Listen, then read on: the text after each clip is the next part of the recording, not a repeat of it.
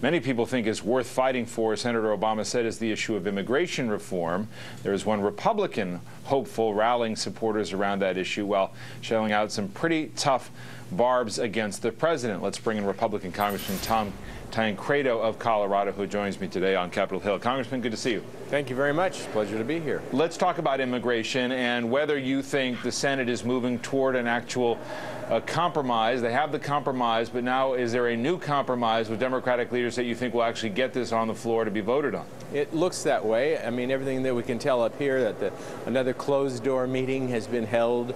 Another small group of elitists who figure that they know better than anybody else in the country about how to handle this issue have come together with their agreement. Now they're going to see whether they can muscle any other senators into supporting them. I think it's probably about a 50-50 chance that they will get something out. In that regard, I guess it's my task to try to do over here, with others, of course, everything we can, build a little firewall to try to stop it. Is there anything that could be done, an amendment to this bill or a provision that could be changed that would make it acceptable to you? This is I call this the No Illegal Alien Left Behind Act, and there's nothing in it of any consequence from my point of view. If you want to do something about enforcement, right, which they keep talking about that's part of this bill, you don't need a bill. I mean, they say there's 300 miles of fence in the bill. We've already approved 700 miles of fence. And by the way, there's 2,000 miles of border.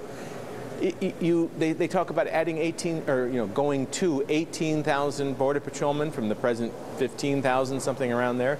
We've already authorized 20,000. We did that 2 years ago. The White House hired 200.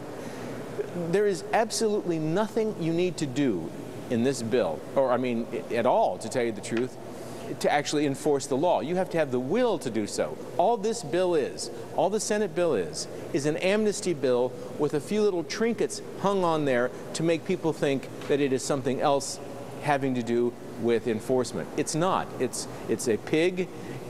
Even if they keep slathering lipstick on this pig, it's still a pig. How much of an issue is this going to be as you campaign around the country and you have not held back when it comes to criticizing President Bush? Do you think conservatives feel betrayed by him? He's a disaster. It's been a disaster in a number of ways. Certainly, he's a disaster on this issue. He thinks that this is his legacy. I mean, he keeps pushing this issue because he says doesn't say necessarily, but I think what's behind this is his desire to have a, quote, legacy. And I must tell you that the legacy that I think he's going to leave us, if he actually gets this thing through, is a Republican Party that's in disarray and a country that is even more balkanized than it is today. Let me ask you about Iraq, the issues of foreign policy more generally. Why is it that you think others in this presidential field on the Republican side have not criticized the president as clearly and as frontally as you have here, particularly on the issue of foreign policy? Well, of course, perhaps because they have supported the effort in the past. I certainly, I voted for the resolution originally going into Iraq. The fact is that everybody, I think, has their own reason for doing what they do, and I can't really, get into their minds and determine. I think they think, put it this way, it is possible that what they're thinking is that in a Republican primary, because you're talking to the most conservative, members of the party usually. I mean, you're talking to the hardcore for primary purpose in the primary, and they think that that's the lingo that's going to sell with them. Or it is possible that's exactly what they believe. So either one of those two things could be true. Around here, you never know.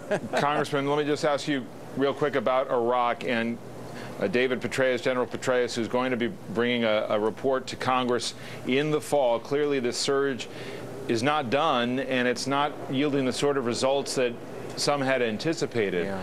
What are your questions for Petraeus, and what do you think, how should the policy change when his report comes in? Well, my questions would be directed more to the president at that time, to tell you the truth, after I listen to the report. And if it does not show the kind of progress that's necessary, then I would ask the president what he's going to do, because if you recall, and I do recall this very clearly, when he spoke to the nation on the issue of Iraq, he said, and I can almost quote him, He said, the patience of the American people is wearing thin. He said, when I'm going to establish a benchmark of November, and he said, by November, Iraq will be in control of Iraq. That is to say, the government of Iraq will be in control of all 18 provinces of the country. Now, that is something he said. It was a benchmark he established.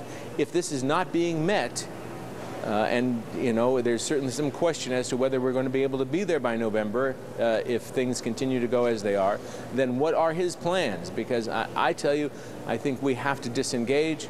We cannot withdraw from the region, but we must disengage.